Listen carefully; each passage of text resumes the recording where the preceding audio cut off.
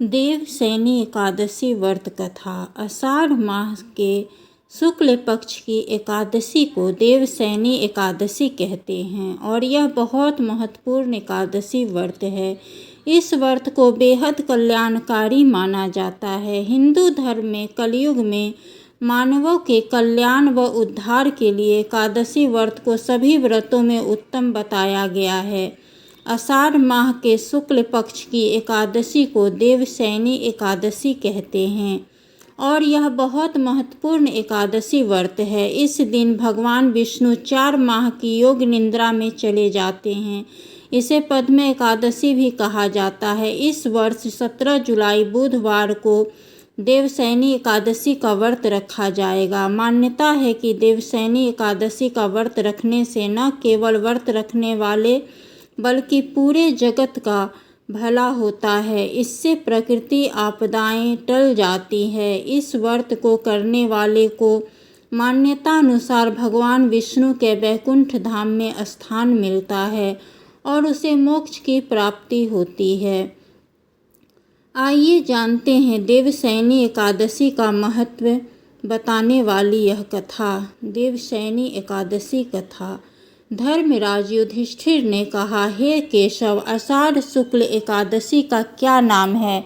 इस व्रत के करने की विधि क्या है और किस देवता का पूजन किया जाता है?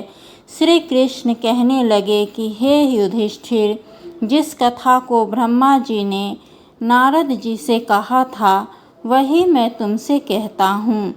एक बार देव ऋषि नारद जी ने ब्रह्मा जी से इस एकादशी के विषय में जानने की उत्सुकता प्रकट की।